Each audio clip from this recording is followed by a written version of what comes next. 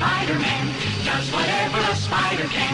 Spins a web any size, catches thieves just like flies. Look out, here comes the Spider-Man.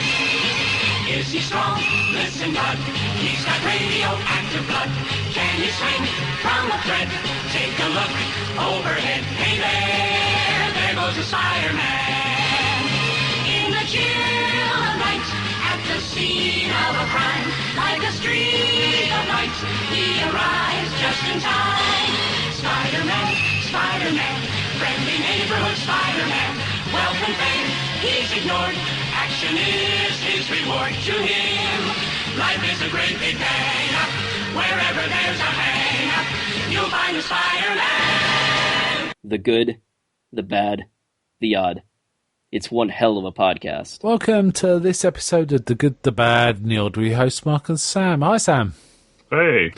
Well, today we are talking about Spider-Man Homecoming, the latest in the Spider-Man franchise. Kind of looking forward to this. But before we do that, we're going to pull up the comfy chair. Get the comfy chair! Okay, so comfy chair time. How many you got? I've got 5. I got 3. 3, I think. Yes. Okay, you go first then, because you got more. Okay, now, one of the things that Netflix has recently put out is an adaptation of a video game, actually. An anime adaptation of a video game. Really? The video game Castlevania. Oh, yeah? Yeah, is it any good? Yeah. It's pretty good. It's actually kind of jarring how good it is, because the more recent Castlevania games have been like, so-so when it comes to it. Right. But this one's actually pretty good. It's all about, well, the opening episode sort of sets everything up. Dracula's wife gets burnt at the stake as a witch. Right. Even though she was just like a healer, pretty much. She was trying to become Good a doctor. Witch. Yeah. But she gets burnt anyway, and when Dracula finds out, he's somewhat pissed. Yeah, well, I'm not surprised. He emerges out of the fire that's burning her. She's like ashes at this point. Mm-hmm. He emerges out of the fire and says, in 1 year, I'm going to come back here, and anyone that's still here is dead. Yep. And disappears for a year. They hear nothing of him, to the point where they make it a national holiday. Why would you do that? Yeah, so 1 year later, they're all out there celebrating. And then, as they're like, oh, well, there's no sign of this Dracula, dark clouds start to roll in, and they're still, gloating, and it starts raining blood. And then the cathedral there nearby explodes.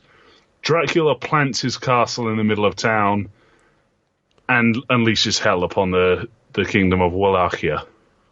Right, okay. Yeah, it's startlingly violent and incredibly gory and grim. There's a bit where you see a monster sort of slash at a woman. You think she's okay and it's just caught her arm. And then she, lifts her head and her hair parts and you can see it's, taken off her jaw. Nice. Yeah, there's a bit where you see one of the monsters running around with a baby in its mouth. Okay. Yeah, this is just a framing device. It cuts between this and incredibly crass humour, this series. It's a strange one. Right. So it goes from that imagery to two farmers in an inn discussing how one of them caught a guy having sex with one of his sheep. Nice.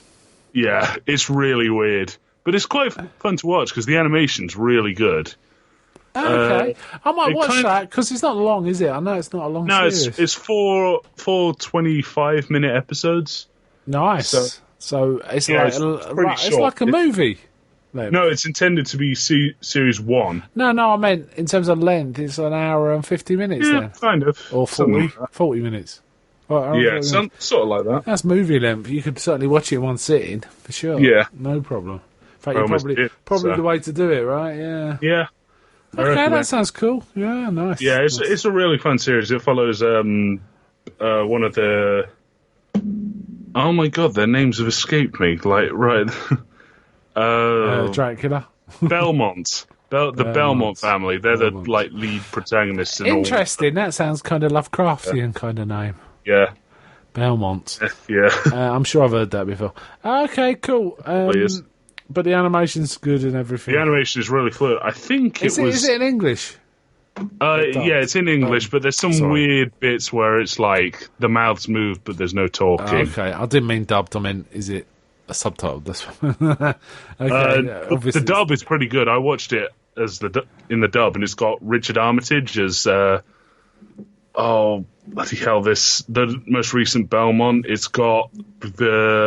actually got a surprising amount of people from The Hobbit as voice actors. It's got Warren Ellis wrote it. Okay, I don't know who that is. Warren Ellis. He's a comic book writer. Okay, right. And the people who made it was Frederator, which is the company that makes stuff like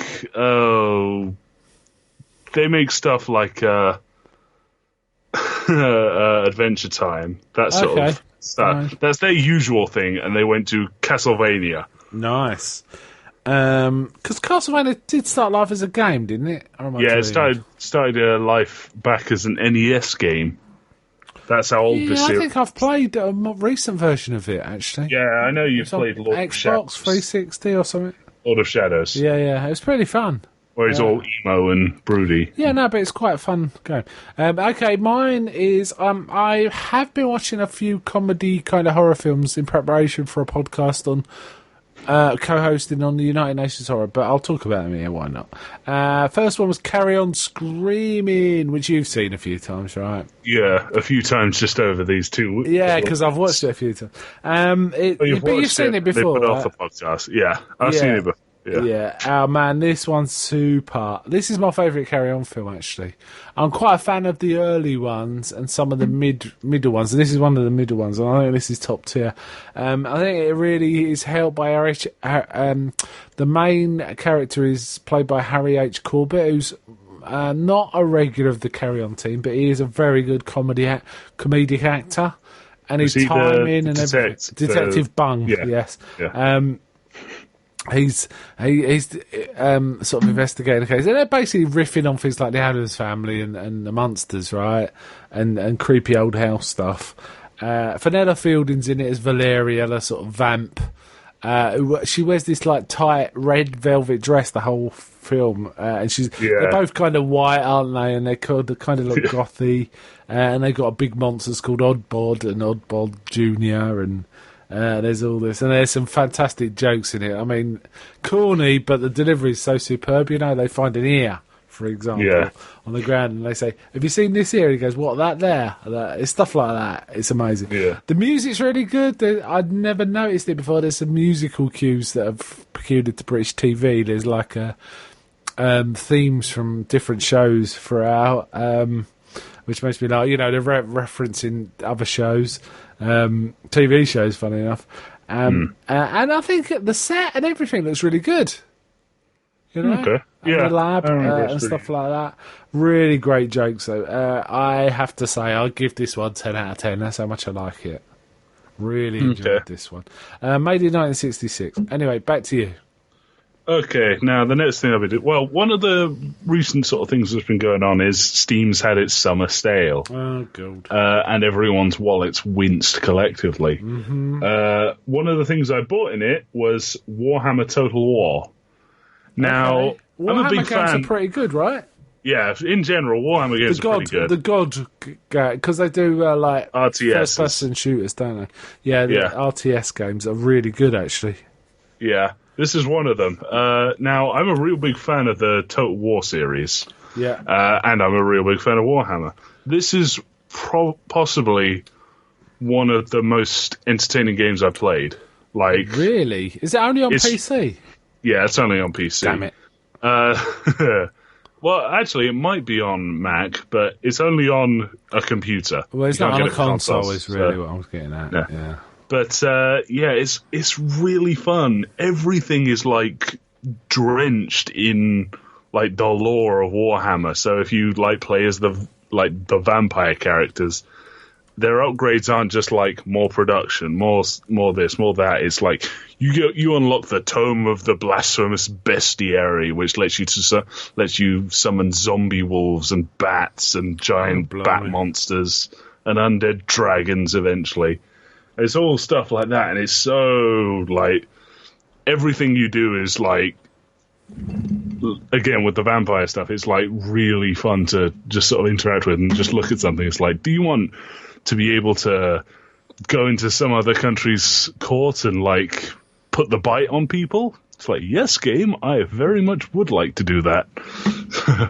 Right. So it's a lot of diplomacy and strategic fighting. It's an RTS game, similar to that, but it's really fun. Okay, my next one is another comedy horror. Monster Go Home, also made in 1966. I'm a big fan of the Monsters, the TV show. Often they're compared to the Addams Family, and I like both. I really like both. But I have a slightly more preference to the Monsters. They're just. I think it's because I saw the Monsters before I saw the Addams Family when I was a kid, and for that reason, and I saw this film too when I was a kid. For that reason, I really am attached to the Monsters, and I just think Fred, the whole interaction between the families is amazing. Grandpa and Herman and Lily and Lily, Eddie. Marilyn's the sort of outlier there, but essentially it's the way they interact and how they kind of they just talk about things. But it's really Fred Gwynn, really. But I have to say, Al Lewis's grandpa's a really close second. Oh god, it's really those two that carry the show. Yeah, it's like they're a pair of. They're all good, but it's like they're proper sort of Abbott and Costello with working with each other. In some ways, they remind me of Laurel and Hardy, not in the way they do comedy, but in the fact that one of them thinks they're cleverer than the other. Yeah, and even the one who thinks he's smart isn't very smart, and it's Grandpa and Herman have that kind of relationship. He treats Herman like a fool, but in fact he's always cocking things up too. Yeah, so, it's that sort of stuff. But sorry, go ahead. Well, I do like the parallel with the Addams Family, because it's like the Monsters is pretty much just a sitcom except horror themed. Yeah. So they're like monsters that act like humans. Yeah. Whereas the Addams Family is the opposite, where they're humans that are trying to be as monstrous as possible. Yeah, they kind of relish it, don't they? The monsters kind of have their own little bubble. They see the rest of the world as okay. Yeah. But they just think everyone else is a bit weird. But it always cracks me up how they treat Marilyn as like she's really ugly. And now this film's weird because it has a different Marilyn. They didn't bring back the actress; they brought back a younger actress. And also, it has them coming to Britain, England, to claim a lordship. Now, sometimes when you take people out of their, the environment, comedy characters in particular, out of the environment that you're used to, it really falls flat. But man, this fires on all cylinders. Really does. Yeah. Especially for the race at the end. Yeah, the Dragula. That car is amazing.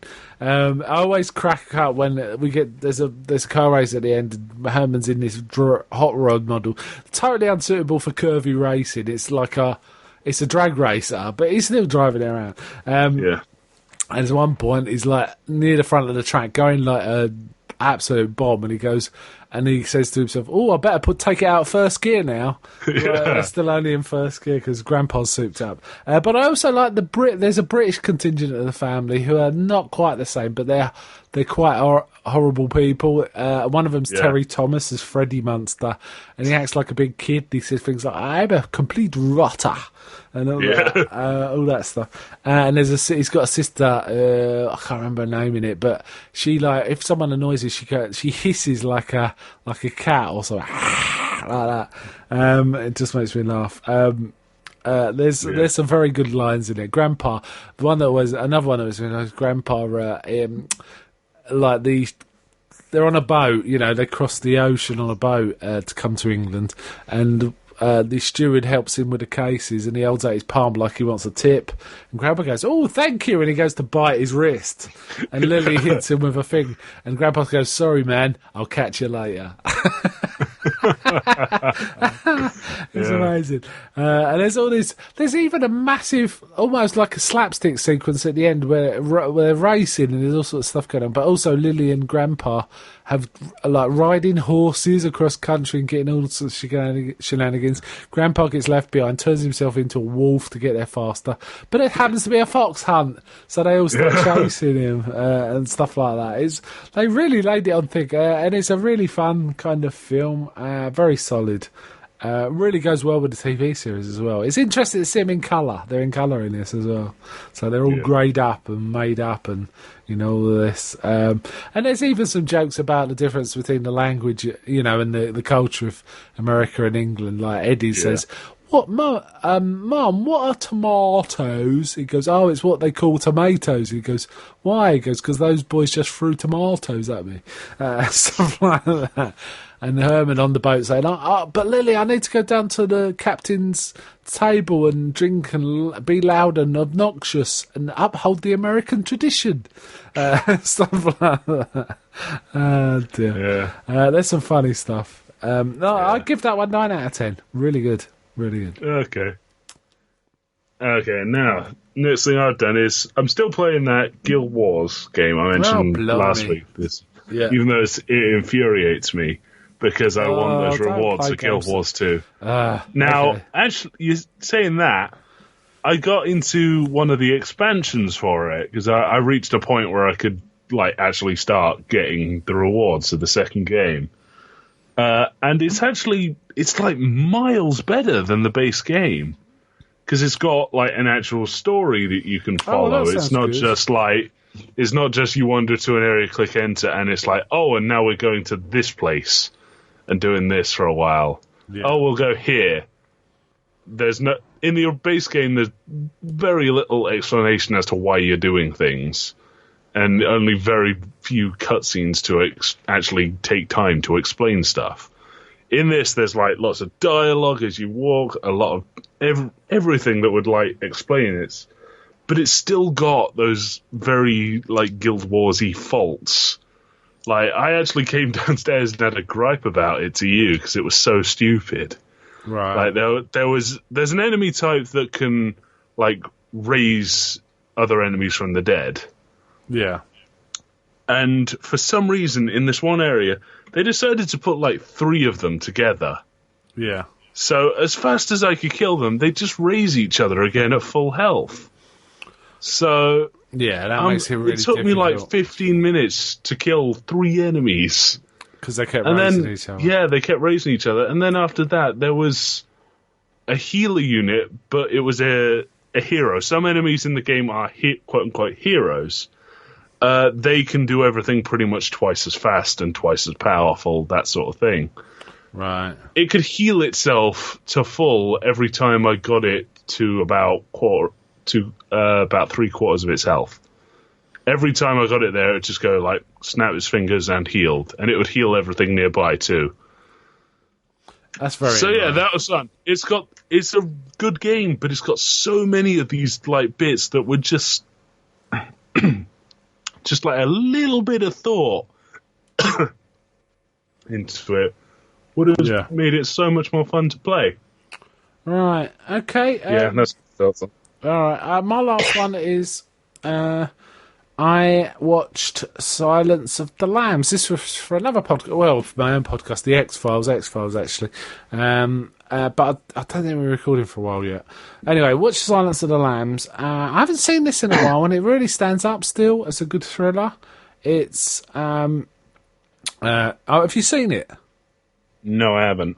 Okay. The only real thing I've seen of Hannibal Lecter is the start of Red Dragon.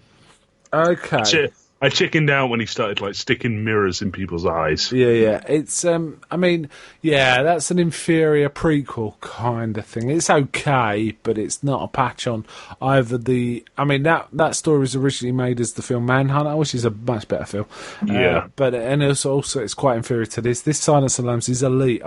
The thing is, it was so iconic, it became parodied. And copied because it's such a good and powerful performance. When I say good, I don't necessarily mean natural. I mean, Hannibal Lecter is almost a parody because he's such a strong character. In the same way, the Joker from The Dark Knight. Do you know what I mean? Yeah, It's just a very strong character. And he's really good in this. And in fact, so's Jodie Foster's excellent too. And there's also a turn by an actor called Ted Levine as like the bad guy, as it were. Rob Buffalo Bill. Yeah, and I forgot how good he is in it too. And it really feels like the sort of film. It was directed by Jonathan Demme, I think, who died, I think, not too long ago. And it really feels like the kind of films Hitchcock would have made if he'd have been still working in the 90s. It's got that kind of, slow burn, uneasiness about it, as well as seeing quite odd characters and them trying to work out stuff. And it fits together really quite nicely as a thriller, I don't think there's anywhere you can say, oh, that's just stupid. This is a dumb horror. People have to be dumb for this film to work, kind of way. Not at all. This is a very intelligent and well put together. The writer of this, Thomas Harris, really thought through the story, so it all works like clockwork, as it were, leading up to that sort of the final scenes. Though I definitely relish Anthony Hopkins' performance in this because it's so epic. Really. Yeah, Anthony Hopkins is terrible. He's such a bad guy, but you just gotta. When he's on you just cannot stop watching when he's on. It's like, there's so many weird, intellectual jokes in that. Everyone knows the sort of I'll eat your liver with some fava beans and a nice Chianti. Yeah. Someone was talking to me like that, and they basically said, "Oh yeah, that's stuff you can't eat if you're on antipsychotics." And I was like, "What?" So is he gloating? He's off his meds? What? I didn't know that. That's new to me. I was like, whoa, that's kind of cool. It's kind of cool. if that's the intention. Yeah, I've read the book, and the film actually tracks the book very closely, because I think the book is written in a very nice, tight thriller way, and thrillers often are written such that if you deviate, it all falls to pieces. They're written almost like building up a clock. All the pieces have to fit together for it to work, and you often see really good thrillers when they make films of them. They're pretty much exactly the same. Maybe the odd character change here and there, but essentially the same plot. Yeah. And Silence of the Lambs to that. So very solid film. I'll give it 9 out of 10. Yeah. And it's a high 9 as well. High 9. Right, have you got anything else? I've got 2 more. Go on then. Okay, now, these 2 things, again, I got these on a sale over the summer. The PlayStation Network was having a similar sale to Steam, so I just took advantage of that. And the first is Ape Escape 2, which is... the old game. Back from the PS2 era. Right. Which is a game all about you running around capturing monkeys that are trying to take over the world, which is very funny. And has so many jokes that kids would never get. All the monkeys have different abilities, and there's a type of monkey with a gun. One of those monkeys, you get names and everything for all of the monkeys, and a little quote. One of them was called Vincent, and his quote was, "I'll have a Royale with cheese." There's everyone called Jules. I couldn't find a Jules, but there might be one in there. But it's stuff like that. It's it's got weirdly mature moments. So, yeah, it's a very fun game. I highly recommend getting it. I think it's still probably can't be much more than the £3 I paid for it. Yeah. Also, the voice acting is it's got moments where it's really good and moments where it's just awful. Actually awful. And it's so funny. It's and the other game I got was one called Tokyo Jungle. Mm-hmm. Tokyo Jungle being about a weird future where humankind just disappeared, and so all of the animals took over. Okay. Now, it's not spectacularly good, but I don't think there's another game where you could see 5 Pomeranians savaging a tiger. So that's unusual. Yeah, There's no very way Japanesey. 5 Pomeranians could beat a tiger, though. Nah, I tried that. I was able to win, but I eventually got taken down by an elephant. So, yeah. Funny you should talk tigers. I don't know how I got onto this, but I was on a website. I was on Wikipedia today, and I came across the page Tiger Crossbreeds. And it was all about. If you look at it, it's amazing because it says it's all the. Apparently, you can crossbreed between tigers, lions, leopards, and jaguars. Yeah, Not they'd be cheetahs.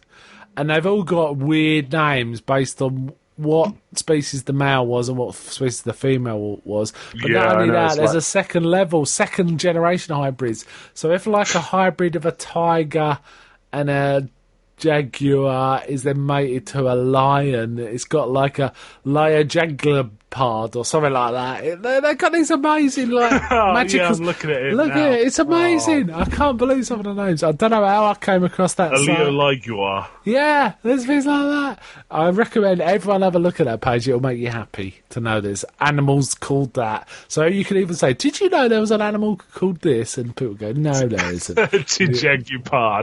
Yeah. And there was one which was like a tiger lion tiger hybrid, and it's called a titigon. I'm not kidding. I'm not kidding. on S. Ah, there we go. That made me laugh. Anyway, yeah. Sorry, I completely derailed this. Jagtagon. Yeah. Leotagon. But it's worth a look. It's worth a look. Oh, man, that's insane. Yeah. But yeah. Okay. Tokyo Jungle, I think it's actually free on the PSN monthly, but only for PS3. Oh, So- okay. I haven't got a PS. Yeah. All right then. Let's get out from the comfy chair and get on with it with Spider-Man: Homecoming. Get on with it. Yes, get on with it. Get on with it! All right then. So a bit of Spider-Man music there. Spider-Man: Homecoming come out in the UK 5th of July. I think it was the week before in the US. It's doing good box office. This one. Yeah. It's let me have a look on IMDb. Currently, it's 8.1, which is pretty high. 60 odd thousand votes, so it's doing pretty high. So this is what is it? The 6th Spider-Man movie of the recent era. Yeah, I know there was like a couple of older ones, but Yeah, no, they were rubbish. I mean, the first 3 were Sam Raimi, right? And then it was then it moved on to the amazing Spider-Man. Mark Webb. Spider-Man. Mark Webb directed both of them, did he? I wasn't sure. And then Think it's so. moved on to this. Okay, this is going to be spoiler filled. Oh, I'll tell you what. Let's just give our general opinions, and then we'll get into spoiler territory. What do you think of this one? I quite enjoyed it, but there was a lot of sort of questionable stuff that like bugged me. That probably won't be the case of the average cinema goer, so Yeah. it's a good film. I think all the main leads were very good, if not excellent. Tom Holland as Spider-Man did a great job, I thought. It was a good turn as Tom Holland. But you know what? I haven't had any problem with any of the Spider-Man actors, Nah. really. Michael Keaton was elite. Absolutely elite as like Yeah. his version of I the think he Vulture. may be my new favourite Marvel villain. He was really good in this. Scary. Properly Yeah. scary, wasn't he? And not just in his personality, the actual imposing costume and what it could do Yeah. was really something. It was weird, especially because it was Michael Keaton. It was like an evil Batman. It was. Pretty much. In fact, there was a few references in it, which we'll get into in the spoiler section, but it sounded like they were like referencing Batman a bit. It made me laugh. Yeah. Various other actors, but we'll get into those in the spoiler section. Interestingly, directed by a director called James Watt. And I looked at this because I thought, who's this fella? Sorry, John Watts. John Watts, Yeah. my mistake. And he's only done 2 films before this. One was called Clown. It was a horror film, right? It hasn't. Its IMDb rating isn't very high. But I've not seen it, so I can't really comment. And the second one was a film called Cop Car with Kevin Bacon, which again I've not seen. I think I've heard it's okay though, but I've not seen it.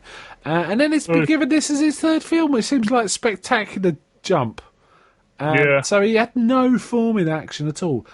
pretty good, right? Yeah. Pretty good film.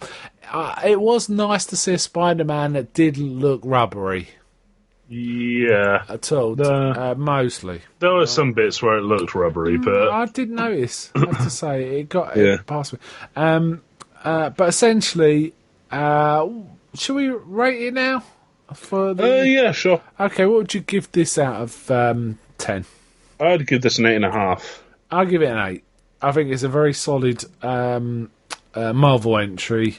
Well done to give us a good Spider-Man. Well, I wasn't a fan of the Amazing Spider-Man pair, though I could barely. I'd forgotten I'd seen the second one. I gotta be honest. Yeah. And I really hate. Even though we did it for this podcast. Yeah, so that's bad, isn't it? But this was my favourite. I have to say, I still prefer Spider-Man 2. Spider-Man 2 is my favourite. Yeah. I think I might put this second, though. I think it's really close to the first Spider-Man movie for me. Yeah. They feel about the same to me in terms of enjoyment and how good they were. Though, you know what? I need to go back and watch that first Spider-Man because it might pip this one. Because I do remember it being very exciting when I saw it the first time. I found it really enthralling, kind of thing. Okay, let's wind up the non-spoiler section. So if you haven't seen it and you don't want it to be spoiled, stop here. Go see it at the cinema. Give yourself a treat, right? Yeah. Okay, so spoilers from now on.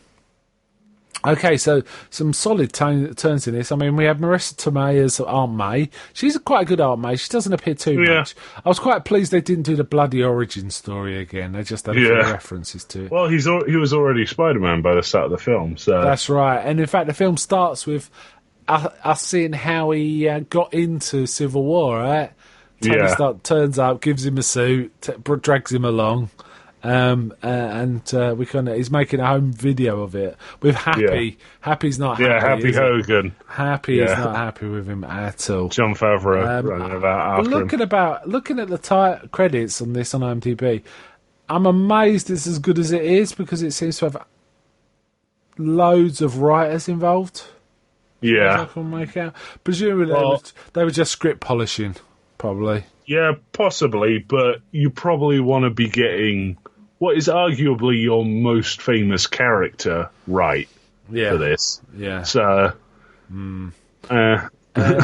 we get quite a fair bit of Robert Downey Jr. as Tony Stark, right? He not as much.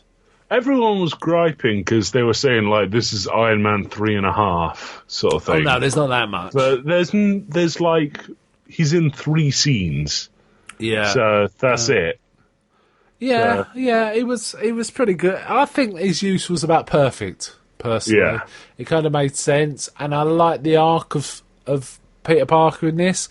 You know, desperate to be kind of out there and wanting to sort of be in the Avengers and being offered it, and then like deciding he wants to stay on the streets, which is kind of cool because he keeps the first outfit, which suits him best, right? That is proper Spider-Man. Yeah, someone did actually. I'll discuss it later on in the podcast, but I'll bring it up. Something that some people have been talking about online. So. Okay, cool. Michael Keaton here. What I really liked about this is the villain isn't got like superpowers. He's not a megalomaniac. He's a working dude that wants to provide for his family. Yeah. All right. It's just a dude with some power armor, and really. He doesn't even want to. The only time he literally does something pure evil, intends to do something pure evil, was he decides he wants to kill Spider-Man. Before that, he does kill someone, but by mistake, right? He wants to use it as a threat, and he picks up the wrong gun. And disintegrates a guy. We also get a couple of, I think you mentioned a couple of minor Spider-Man bad guys as such. We get Shocker, right? We get, well, there's 2 Shockers in this. There's 2 Shockers. Film. One gets killed and the other one takes over him and learns how to use the punching. Yeah. It's actually, those things are actually crossbow. You remember in Civil War, right at the start, it involved them like chasing a villain about, and he had punching stuff. It's the same gauntlet. Oh, okay. So it's that. Because I think someone rips one of the gauntlets off. Yeah. But they that's the recovered gauntlet. So they've obviously stolen something from Shield. So Yeah.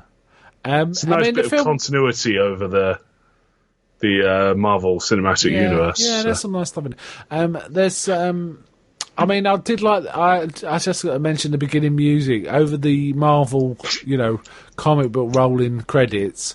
We get a version of the Spider-Man theme, don't we? Which is kind of cool. I like that. We get Peter at school, and he's kind of dropping out on everyone. He keeps telling people he's he's doing an internship for Stark Industries, but in fact he's going out and being Spider-Man. And we kind of see his Spider-Man help only kind of partly working now and again. People get annoyed with him. He stops one bloke robbing a car, and it turns out it's that guy's own car, and he lost his keys in it and stuff like that. And there's also he finds some of these villains with these super weapons robbing an ATM. But they're wearing Avengers masks, aren't they? So there's a Thor and a Captain America. Hulk, That's kind of fun. That was kind of fun. But there's a very lethal weapon gets discharged and potentially kills someone. Doesn't kill someone, but could have killed someone he knows. And that has an effect on him, doesn't it? He's kind of bothered by how dangerous it is. And Tony Stark keeps warning him, basically Stark's providing him this suit, but it's not fully powered up, is it? It's kind of it gets shown halfway through that there's barely any of the functionality in it. Yeah, and it's literally just a suit with some adjustable eyes. Yeah, and he's got a mate. What's his mate's name? Ned. Ned. He wants to be the man in the chair helping him out, kind of thing.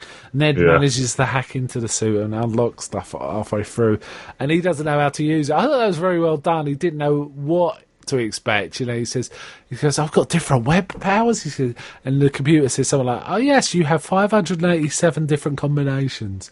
Would you like to do the refresher training?" Because it thinks that he's gone through all the right training to unlock everything. Because the idea was, it was almost like his suit was like a video game. You had to do certain things to unlock certain powers. But he bypassed all of that, right? That was kind of fun. Yeah. So this kind of bugged me, because in the comics, Peter Parker is just smart enough to do this stuff. They kind of dumbed him down a lot. They did a bit, yeah. Because they do say sometimes you're the smartest kid in school, though, don't they? Yeah, every so often, but it seemed kind of... They didn't really, demonstrate it all that much. There was a bit of him testing, web fluid formula, but aside from that, he didn't really do any, sciencey stuff, or he didn't, do any hard research of his own, aside from attaching a drone to someone. Yeah, the drone was kind of cool. I did also like the fact that they bypassed the whole school bully stuff by having, his antagonist at school just being a bit of a dick, not being. No, I don't know. I think Flash was his name. Yeah, Flash Thompson. I don't know what it's. I think it should have been more like an actual sort of big jock sort of type. Yeah, because then it would make sense. Because what ended up being was he wasn't physically intimidating, nor was he mentally intimidating, because everyone else in their sort of social circle was smarter than him. Yeah. So in the end, he was just like a loudmouth. Yeah. But in the comics, he's actually like a fairly, as a character, he develops himself quite a bit. Yeah, he starts off as a thug, but he's like Spider-Man's biggest proponent. Yeah, he's not very intimidating at all. In fact, I thought this is a bit ridiculous when we first saw it. Well, there's also another character at the school, a girl who's one of the she's a smart ass, really. She's an emo. Yeah, it's kind of cynical. And commenting on everything, right? She did make me laugh a few times. There was a few lines that made me laugh. They said, "Why are you in detention?" I like to sketch people when they're down. They're lowest. She sort of sketches him and does a sad face, and it just made me laugh. And there's stuff like that. I like the guy that was the second Shocker. He was pretty good. I've seen him in something before, and I couldn't figure it out. And I looked through his filmography, and I actually saw him in episode of The X-Files. Yeah. And I remembered him from that, and he was quite charismatic. Obviously, he was way younger in that, but he was very same kind of personality, same kind of person. So, and I remembered him from that. So he was pretty good. I think this guy should be in more, actually. Yeah. I think he made a good, intimidating. He was pretty good. Yeah, he was pretty good. I think he'll probably come back. Although Shocker is like pretty much a street level villain, so the likelihood of him coming back is probably more in the Defenders or something like that. Or Spider-Man, maybe. It's possible. Yeah, true. And there were some good comedy moments. The coach and the guy that was leading they were a quiz team, weren't they? Yeah. I went to Washington. His teacher was super weird. He was like, "We can't lose anyone on this trip." Again, not after last time. There's some good lines. Overall, I thought the action was mostly really good. Apart from I had a bit of problem on the final set piece. But otherwise, I thought Vulture was super intimidating, and it really worked for me. And I like this idea of these working Joes becoming criminals, to keep their families fed. Yeah, rather than despite the government. yeah, because it's funny in the trailer. I had the feeling it was more like it was about the 99%ers rising up against the 1%ers. And the Vulture being the guy to lead them, kind of. But it wasn't quite like that, was it? Vulture was more concerned about feeding his family, which is mostly the case in the working classes. Yeah. When you really get down to it, it's not about some higher thing. It's like I just want everyone to be fed and live in a nice house kind of thing. Get your fair share kind of thing. We also had Donald Glover in it as briefly. this minor character. But you said did you say? Yeah, there's loads of Pusher. side character. He's called the Prowler in the comics, and his gimmick is he's as pretty much as teched out as Batman, sort of, and he's got these gauntlets that let him climb anything. Sort of like Peter's spider climbing ability, but it's technologically based, and he's like Punisher. You can kind of use him as a villain or as a protagonist. Okay, that's cool. A lot of the story centers around the fact that Peter Parker's kind of crushing on this girl called Liz. Yeah, it's Liz Allen in the comics. She kind of likes Spider-Man, and so there's a bit of a Clark Kent, Lois Lane, Superman kind of vibe around that, but not overplayed. It was fun. So we say that was the same thing that was happening in Spider-Man with Peter and every female you ever interacted with. Yeah. Okay, that's fair enough. I did like the way the story progressed, that Peter kept trying to get Happy, to understand what was going on, and Happy's just way too busy. And it wasn't unrealistic, because we constantly saw Happy trying to get loads of shit done all the time and being hassled. So that kind of made sense for me.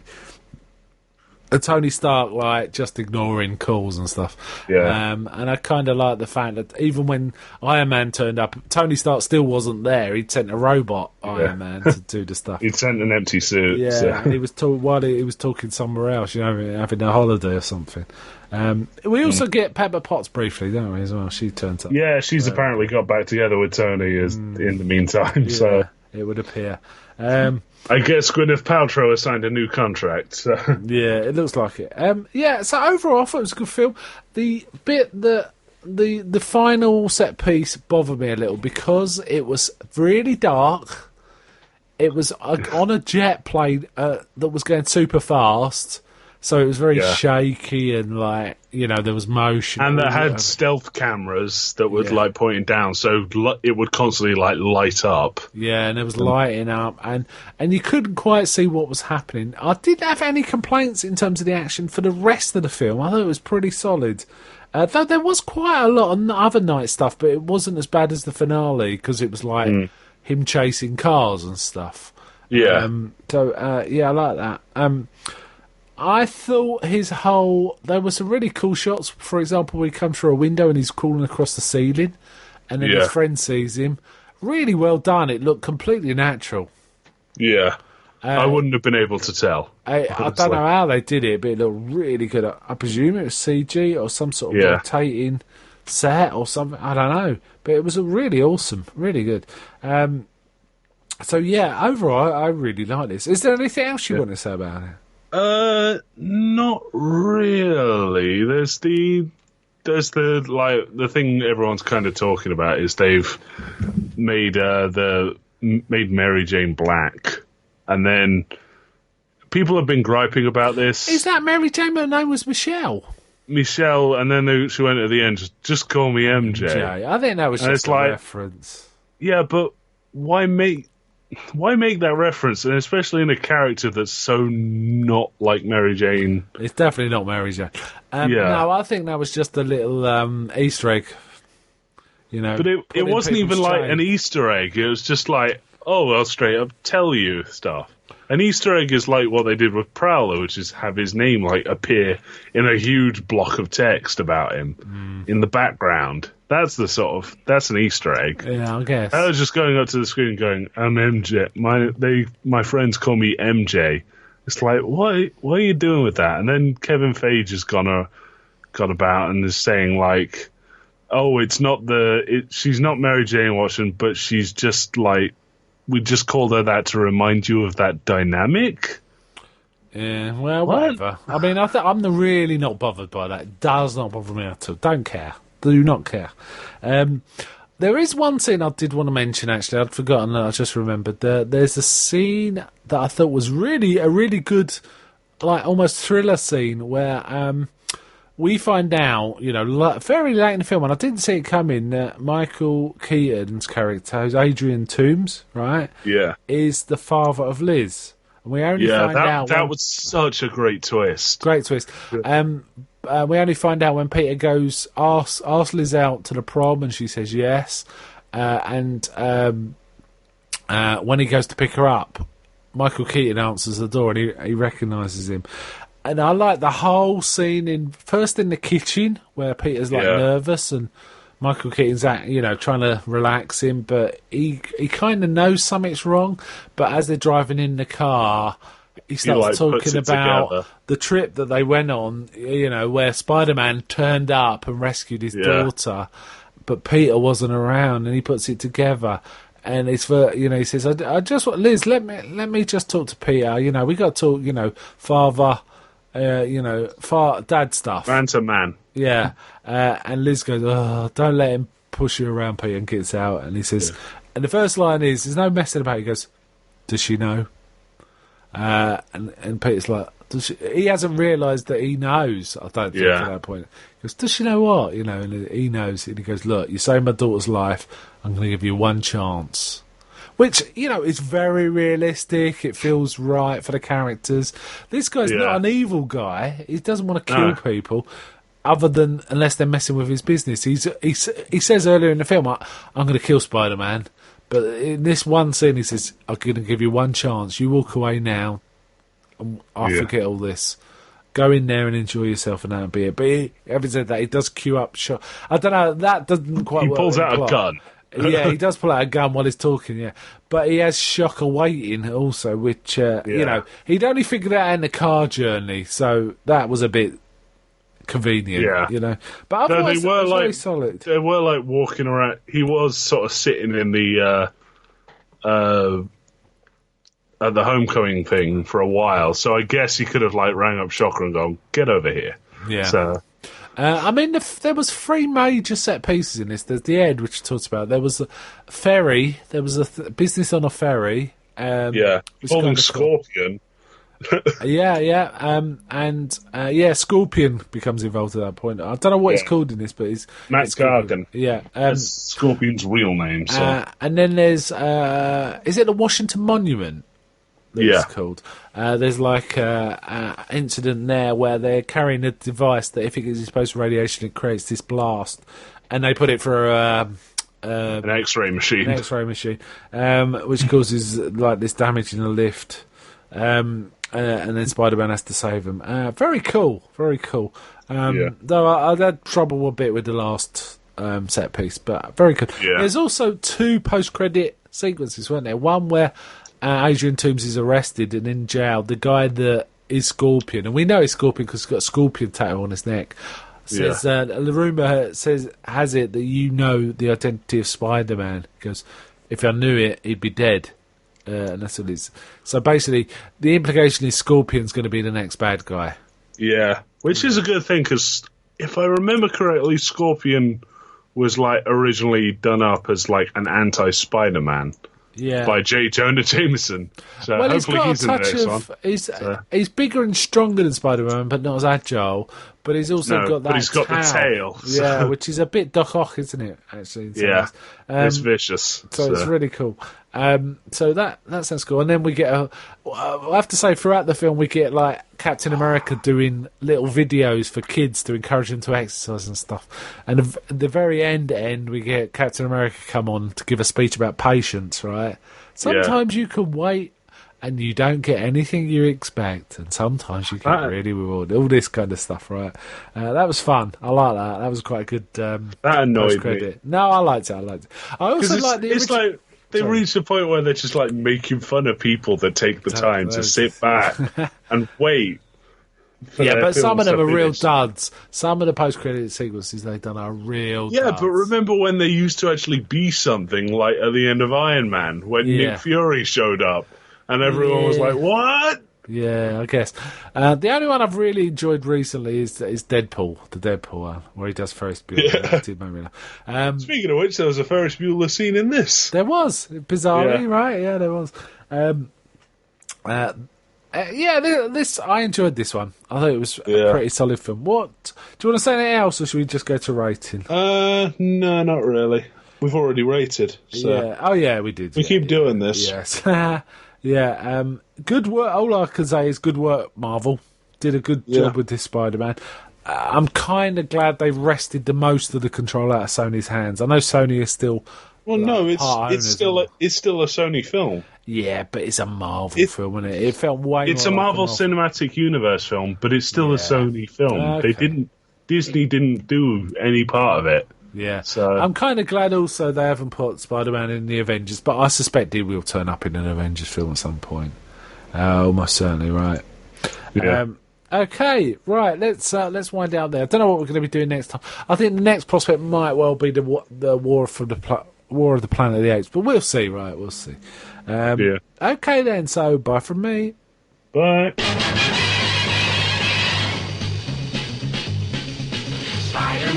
Spider-Man does whatever a spider can.